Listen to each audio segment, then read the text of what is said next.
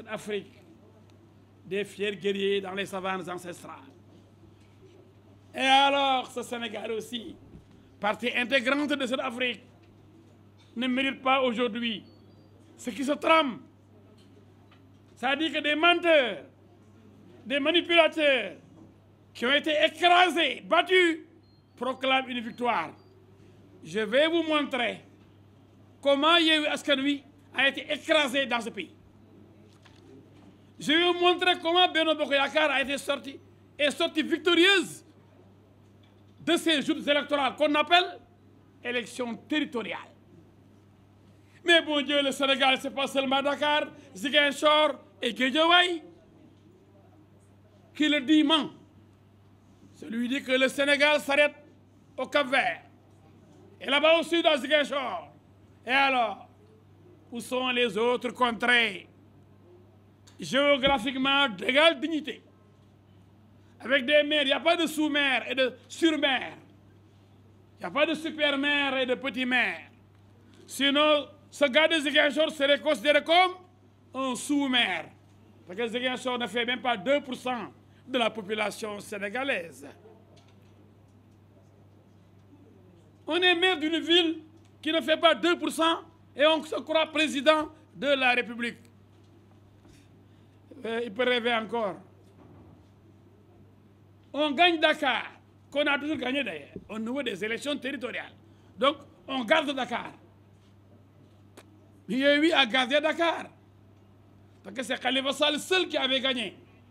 Avec Taxawu Dakar, en 2014.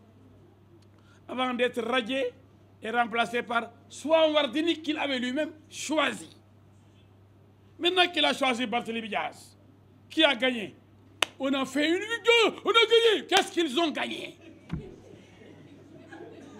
J'ai ma femme qui est chez moi, je dis j'ai gagné ma femme, j'ai gagné. La femme est là depuis longtemps. Dakar était là, gouverné par Soham Wardini, qui était la personne choisie par le maire qui avait gagné en 2014, Khalifa Sall. Barthélémy Dias est un élément de Khalifa Sall. Dakar reste entre leurs mains. Qu'est-ce qu'ils ont gagné?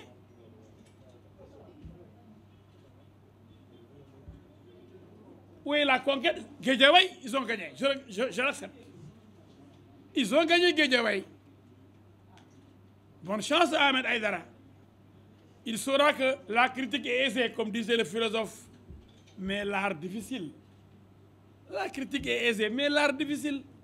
jóge fi sàcc nga waaye boo toogee xam ne lépp dëgg la xaste neex na saaga yomb na waaye jëf moo jafe. Au contact de la réalité, les nouveaux maires là, il y a même un maire sous-locataire au Parcelles Assainies qui venait de trouver une chambre. Yewwi cherchait des gens yow doo ñëw ma placer la doo ñëw ma jël la ci teg xamuñ sax ñu jël. Ça c'est indigne. Notre pays ne mérite pas cela. Notre démocratie ne mérite pas ça. Ay taf yëngal. Parce que Yewwi ne représente rien dans ce pays. À Rufisque, il y a une mairie. Le gars il venait de s'installer, un nouveau locataire, personne ne le connaît, mais on a mis son nom. Parce que les gens ont dit Yewwi dans cette bête comme ça. Mais le Sénégal mérite des maires compétents, brillants, ambitieux pour leur commune. Et non des Kousma Niap, des marionnettes, choisis par Yewwi, qui viennent. Et moi je suis là, je suis un petit jeune là, personne ne te connaissait. Moi je suis là-bas à Guédiawaye, moi je suis au Parcelles Assainies, je viens de sous-louer une chambre, mais on m'a proposé, j'ai accepté, maintenant je suis maire. Vous savez même pas par où commencer. Mais ça, c'est une catastrophe.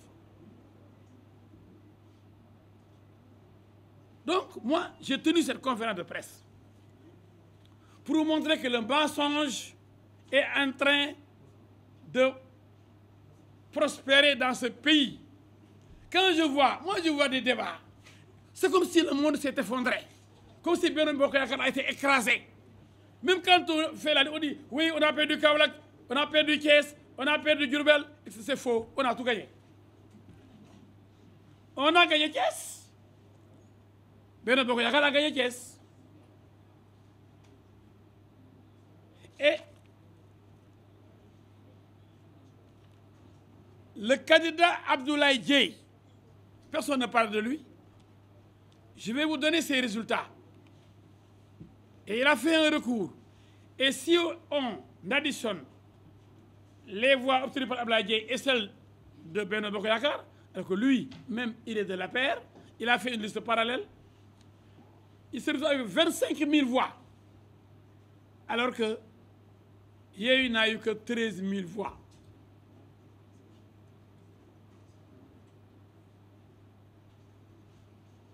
Donc comment Yewwi a gagné la ville de Thiès? Et le recours est intenté, s'il prospère, parce que nous avons des preuves que certains bureaux seront annulés, parce que la vote s'est déroulée jusqu'à minuit 23 heures sans autorisation préfectorale ou sous-préfectorale. Donc, tout ce qui a été fait jusqu'à 23 heures est irrégulier, donc le vote doit être annulé. C'est la loi. Il n'y a pas d'arrêté préfectoral à Thiès. Et des gens se sont permis, des instructeurs, présidents de bureau de vote de Yewwi, ont continué à faire voter des jeunes qui étaient là pour Yewwi. Malgré tout, si on additionne les voix, Yewwi est écrasé. Et je vais vous donner les chiffres qui sont là. Tout est dans mes téléphones portables.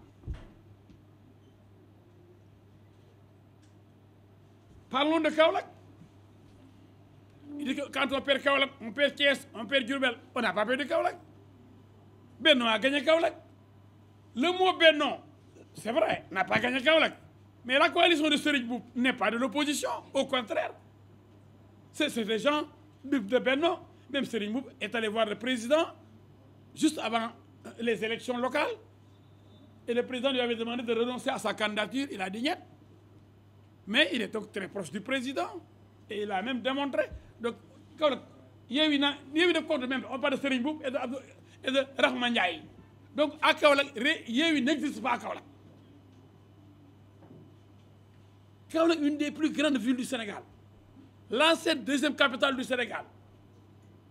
L'ancienne capitale du bassin arachidier. Yewwi est totalement ignorée. On parle de Rahma Ndiaye et de Serigne Mboup. Tous les deux proches du président Macky Sall et de Benno. Yewwi ku mu yàpp. Diourbel, parlons de Diourbel. Le maire sortant, Malick Fall, a été reconduit. Il est de Benno Bokk Yaakaar. Seulement, il a fait sa liste parallèle. Sous un autre nom, parce qu'on n'a pas investi. On a investi Dame Diop, le ministre Dame Diop. Il a dit niet. Il est parti, il a gagné. Vous avez entendu parler de Yewwi à Diourbel? Ouais, gars, yi ku ñu yàpp. Inexistant à Diourbel, inexistant à Kaolack. Ouais, Tambacounda. La liste parallèle qui a gagné la ville de Tamba, c'est les gens de l'APR. Même pas de Benno, mais de l'APR.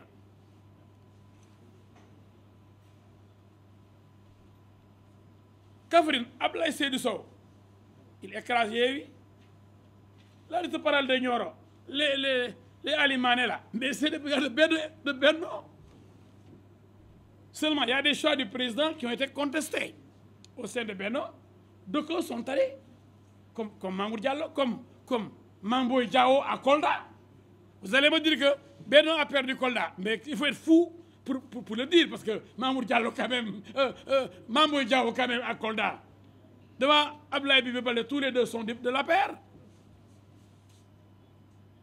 Mais Mamboy Diao a dit qu'il peut gagner et il doit gagner, malgré le choix du président porté sur Abdoulaye Bibi Baldé. Et il a montré au président que ce qu'il avait dit est vrai. Parce qu'actuellement, il est plus fort qu'Abdoulaye Bibi Baldé. Donc, on ne parle même pas de Yewwi à Kolda. On parle de Abdoulaye Bibi Baldé face à Mamboy Diao, deux APR. Waouh. Où est Yewwi? Vous avez dit de. Ouais, mais progresser rek. On avance vers Kolda, après Kolda. On va à Sédhiou. Gagné par Benno Bokk Yaakaar. La Casamance, c'est 3 régions. Les 2 régions sont gagnées par Benno Bokk Yaakaar. région de Sédhiou et région de Kolda waaye gars yi may leen ñu jàmm waay Tambacounda Kédougou Bakel Matam Podor Saint-Louis Ranérou Louga Linguère Kébémer Touba Mbacké waaye mais tout ça gagné par Benno Bokk Yaakaar Mbour Fatick et waaye Pikine waaw yooyu fan la toj yooyu fan la toj bu leen ñu soral bàyyi leen fenn ak kàcc mais c'est triste quand les gens autour des plateaux de télévision là font des analyses des soi-disant politologues sociologues etc. des éléments des tarés ils veulent manipuler l'opinion pour préparer les autres élections à venir. Attention, ces élections consacrent la grande défaite de Ousmane Sonko. ay waay xale yeewu leen seen waajur yi soxla nañ leen ki ngeen topp bêtement ndax lan koo xam ni mosul wane dara ci àddina benn preuve comme 23 juin l'homme du 23 juin comme leneen mosul toj fenn au moins toj naa moom assemblée moom dem na assemblée dina la wax daw rek ak ay xeex naan mairie si la dama koo dóor dama koo summi yow ko yóbbu ñu assemblée pour muy dóor nit ñi di jaay ngeen na ngeen di jaay affaire guerrier mais kii du nit. On a un fou qui veut prendre ce pays-là. On ne l'acceptera pas. Gars yi yeewu leen dof nag dof ñu ne du xam fu mu yem mbokk yi ñoo ko war a wax dëgg ndax gaal dof du teer wala fa muy teer du neex mbokk yi dof bi jaan ji di raam nañ ko tagg bopp bi yemale ko fi mu war a yem kii du nit dégg ngeen li mu wax ay monnaie locale bëgg a taal Sénégal ak Casamance.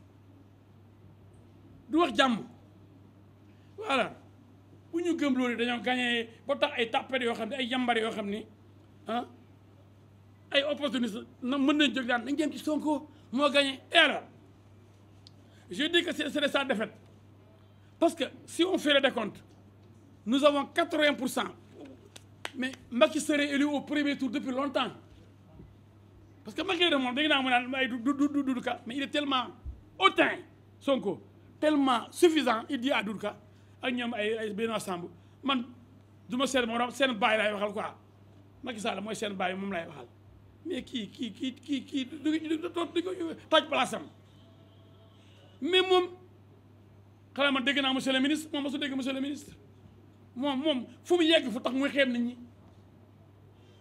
pour dara xanaa dégg naa monsieur le ministre dégg naa l'avocat international dégg naa honorable député moom du honorable député de xeex député la nekk dóor député reyante député ba pare daw assemblée la